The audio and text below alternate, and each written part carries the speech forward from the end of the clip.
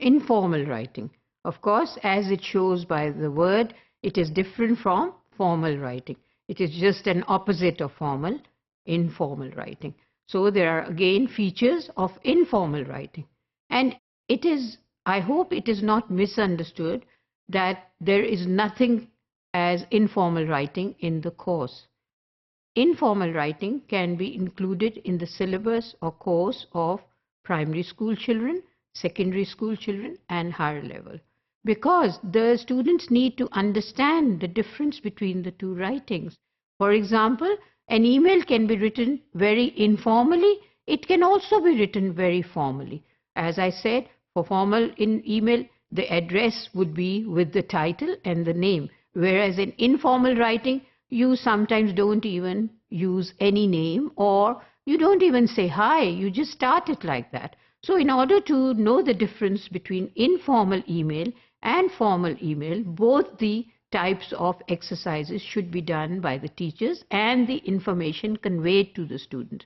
So when we are actually sometimes writing emails to our friends or family, especially the relations who are of the same age as us, we do not use any title. We don't even sometimes use a name. Sometimes we use a name like Hi Ali, or Hi Safa, or Hi Ruxana, or we can just say hi without using a name. So all these would be considered to be informal style of writing. Similarly, at the end of an email, if we are writing a formal email, there would be some sort of a greeting and then proper goodbye. But when we are just writing informal email, we can just say, okay, catch you up later, see you later, talk to you soon, something like that. We don't really need to be formal in saying that. But it should not be misunderstood that there is something wrong with informal writing. Informal writing has its own features and characteristics, and there is no harm in teaching our students about the informal writing, because actually they are using the informal writing most of the time, especially if they are online with their friends, chatting, SMS. All this is informal piece of writing. We don't write high titles when we are sending SMS, because usually we are sending messages to our friends or people of our own age. And if we need to send a message to somebody who is higher in position or higher in age, then we make that email more formal, or that message more formal, by writing Assalamu alaikum, or by writing Dear Father, or whatever we call our fathers.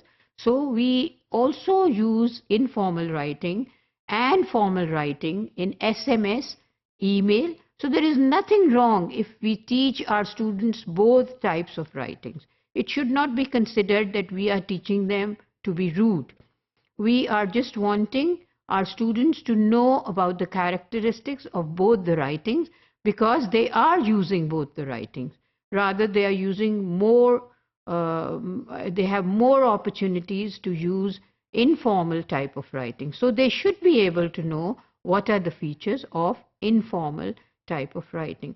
Secondly, the content of informal writing does not contain much of explanation. Contrary to this, the formal writing needs that the writer should explain the issue in detail. It has a requirement that whatever is being said should be understood by the reader who's marking the paper and should understand what the issue is.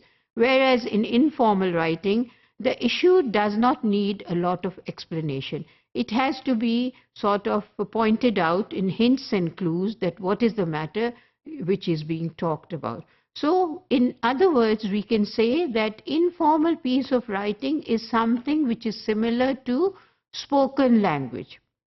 Like most of the times when we are speaking about something, we are discussing an issue with our friend, we don't need to explain it again and again, because probably we have a context of it and the listener knows about what's happening because he's our friend or he knows us and we've already discussed that issue. So we don't need to explain it much.